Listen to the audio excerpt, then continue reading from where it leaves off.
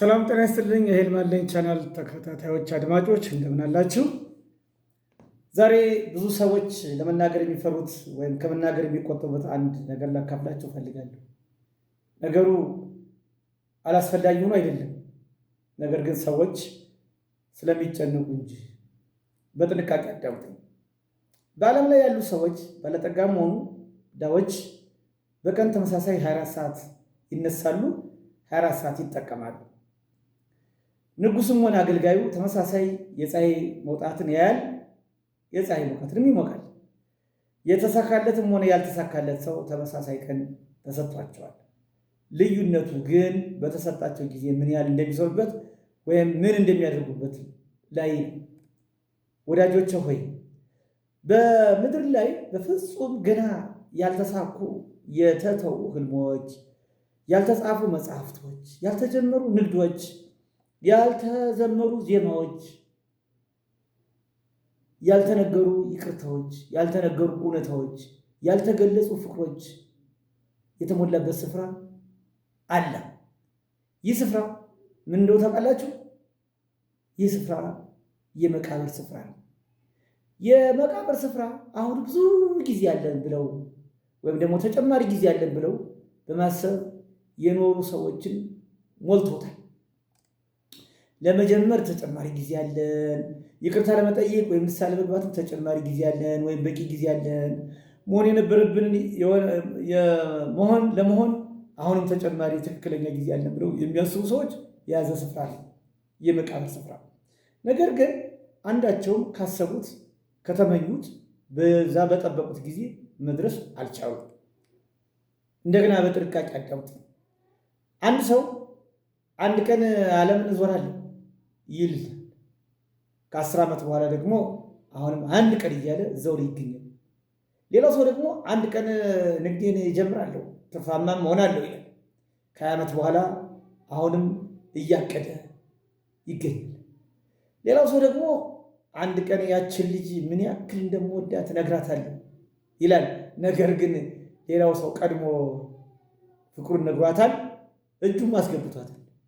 ወገኖች አድማጮች፣ ሆኖም ሕይወት ማንንም አትጠብቅም።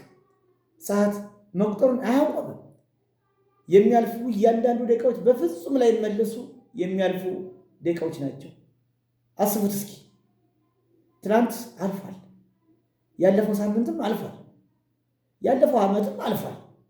ይህም ዓመት አንድ ቀን ያልፋል፣ አምና ይባላል። ጥያቄው ታዲያ ጊዜ እየነጎደ ነው ወይም እየተንቀሳቀሰ ነው ወይ የሚለው አይደለም። ጥያቄው ግን አንተ ከጊዜው ጋር እየተጓዝክ ነው እየተንቀሳቀስክ ነው የሚለው ይሆናል።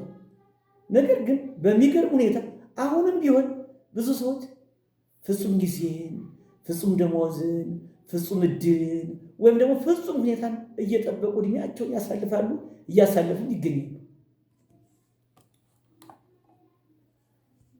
ነገር ግን አለማወቅ እንጂ ፍጹምነት እስር ቤት ነው። ምክንያቱም ፍጹምነትን ሲጠብቁ ሕይወት ግን መጓዟን ትቀጥላለች። አሁንም ለሶስተኛ ጊዜ አዳምጡኝ። መርከብ በወደቧ ውስጥ ስትቀመጥ በጣም ደህና ናት፣ ምንም ችግር አይገጥማትም። ነገር ግን መርከብ የተሰራችው በወደብ ውስጥ ልትቀመጥ ወይም ደግሞ የዝግጁ ልታጠናቀቅ አይደለም፣ ተደላላ ልትቀመጥ አይደለም። እንደዚያም ሁሉ አንተም ሙሉ ሕይወትን በዝግጅት ብቻ እንድትቆይ ወይም እንድትቀመጥ አይደለም የተፈጠርከው። ለመኖር፣ ለማደግ፣ ለመገንባት፣ ለመወደድ፣ ለመውደድ፣ ለማገልገል፣ ቱርፋት ወይም አሻራ ትተህ ለማለፍ እንጂ የተፈጠርከው። አድማጭ ተመልካቾች ሆይ አንድ ቀን ይህ እውነት አይቀርም። ልብ አድርጉ። አንድ ቀን ፀጉርህ ይሸብታል፣ ፀጉርሽ ይሸብታል።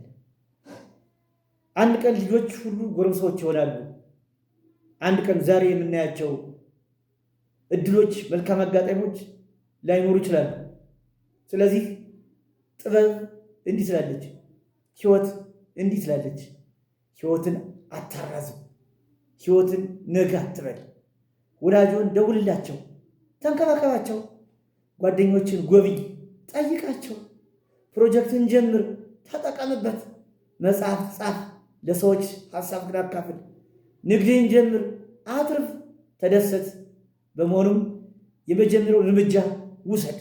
በሚቀጥለው ዓመት አንድ ቀን የሆነ ቀን ሳይሆን ዛሬ ያውም አሁን። ምክንያቱም አንድ ቀን የሚባል ቀን በቀን መቁጠሪያችን ውስጥ የለም። አሁንም አስታውሱ፣ ሕይወት አሳዛኟ ሞት አይደለም። እውነተኛው የሕይወት አሳዛኝ ሁኔታ የሕይወት መጨረሻ ላይ ደርሰን በእውነት አልኖርኩም ብሎ መገንዘብ ወይም መጸጸት ነው። ታዲያ አሁንስ ምን ወሰናችሁ? ምን ወሰንክ ወንድሜ? ምን ወሰንሽ እህቴ? ፍርሃት የወደፊት ሕይወትሽን እንዲሰርቅሽ አትፍቀጅለት። ሰበብ ህልምሽን እንዲሰርቅህ ወይም እንዲሰርቅሽ አትፍቀድለት። መዘግየት ያ ቀን አንድ ቀን አጣፈንታህን ሕይወትህን እንዲሰርቅህ አትፍቀድ። ምክንያቱም ሰዓቱ እየነጎደ ነው። ሰዓቱ እየተጓዘ ነው። ሰዓቱ ይንቀሳቀሳል፣ አይቆምም።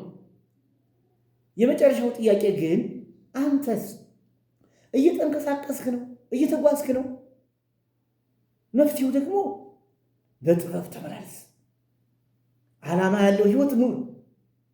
ሕይወት በጥበብ እንጂ በግምት አትመራምና። ስኬታማ ሕይወት እንድትኖሩ እንዲገጥማችሁ ተመኘሁላችሁ። መልካም ጊዜ። አመሰግናለሁ። ሰላሙን